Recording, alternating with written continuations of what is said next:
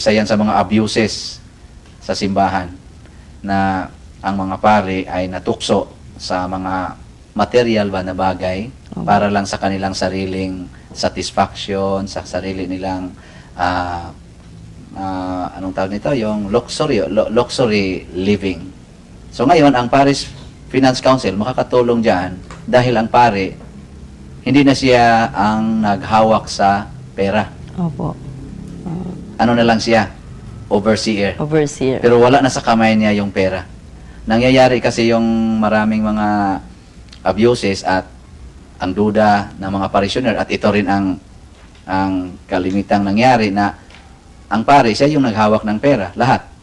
Parang ang room niya at ang bulsa niya para bang parang bolt sa bangko na doon na lahat linalagay yung mga barya, lahat ng mga bills, basta lahat ng pera nandoon sa kwarto niya. Ito hindi na mangyayari with the Parish Finance Council kasi isa sa mga patakaran dito sa sistema, at the end of the day, kailangan nandoon yan sa safety safety box, and then ang susi doon at ang control, ang pari at ang treasurer ang makabukas tulad sa bangko na vault na ang manager at saka yung accountant at saka yung cashier ang may control. Pagkatapos, first hour, banking hours, the following day, kailangan i-deposit yung lahat. At yung deposit slip at yung record kung magkano ang pinasok doon sa vault, kailangan magtugma. So, ibig sabihin, lahat na nandoon na sa bangko. Accounted. So, any expenses, pipirmahan yan sa pare at saka sa treasurer, at kung may third party pa, pwede rin kung sino ang tao dyan sa parish na trusted person sa council, lahat ng expenses idaan sa voucher.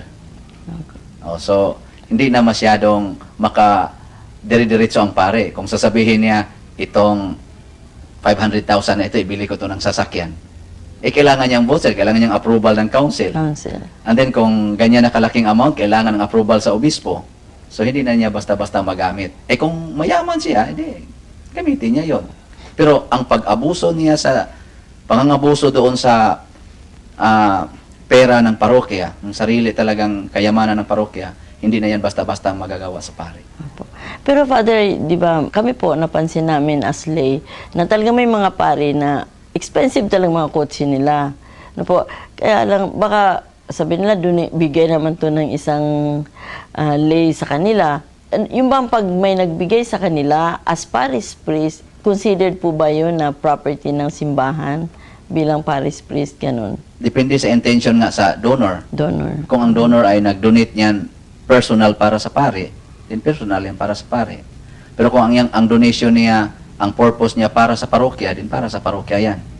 So ngayon naman, sa issue naman na granting na ang donor ay nagbigay para sa pare. Personal. Tulad ko, bigyan ako ng, ano bang pinakamahal Mercedes. na sasakyan? Mercedes. Ano na yan? Diskresyon na yan ng pare. Opo. So dito na ang issue tungkol sa maturity at saka sa immaturity sa pare tungkol sa kanyang vocation. Opo. Dahil ang aming buhay bilang pare, kailangan nandyan yung chastity, poverty, at saka obedience. Dito sa chastity, makasira yung marami kang pera Opo. Ang susunod niyan, bisyo. Bisyo. Dito naman sa poverty, kailangan detach kami sa lahat ng mga bagay dito sa mundo. Hindi kami dapat mamamay-ari ng kahit anong luxurious thing na hindi na necessary sa amin. At dito naman sa obedience, lahat ng tinutukoy sa batas. Susundin. Dito ang obedience sa canon law, sa bishop, sa pope. Na ngayon, anong gagawin ng pare kung mature siya? Di kung may mag-donate sa kanya, ipaalam niya sa obispo. Din ang obispo at saka siya, mag-agree sila, at saka yung council niya sa simbahan, yung Parish Finance Council, anong gagawin natin dito? Dinonate sa akin. Gusto ko na ma-involve kayo kasi ako ay para sa simbahan at kayong lahat ay aking mga anak. Parang mga kuha niya, yung flock niya. So kung ano man ang nasa kanya, tulad ni Kristo, kung ano mang nasa kanya, Kailangan para yan sa buong community. Opo, Oo, dapat. buong parokya. So, dito ang maturity. Pero pag ang pare ay gusto rin na ma-enjoy dahil hindi niya na-enjoy yan dati, adi, baka i-accumulate niya yung lahat. Pero Father, hindi man maganda tingnan sa mga lay.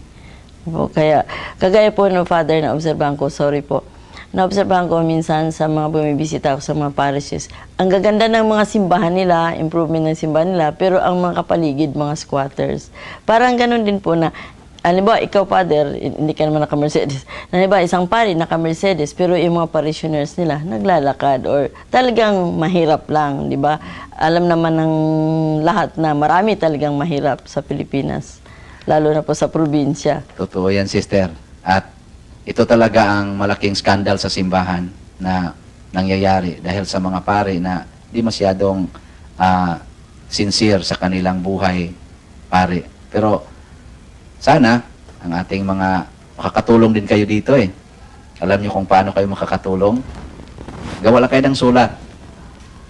Gawa kayo Pwede ng ba, sulat. Father? Oo, gawa kayo ng sulat.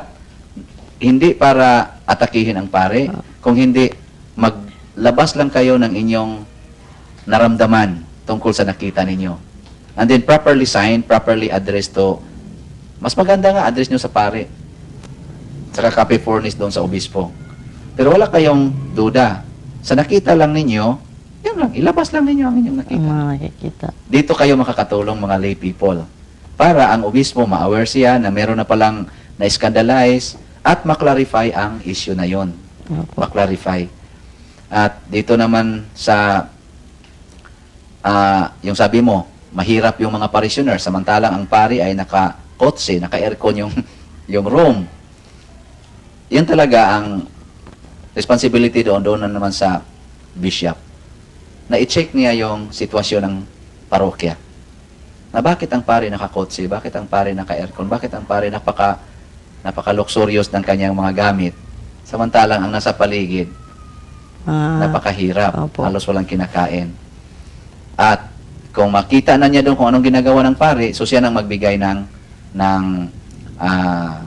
tamang aksyon ba tungkol doon. Kasi siya yung pinaka-head, siya yung father of the diocese. Pero yung sulat galing sa inyo, galing sa mga parishioner na concern, makakatulong yun to give the bishop data or information para may tama din siyang action tungkol doon. Opo. Yun,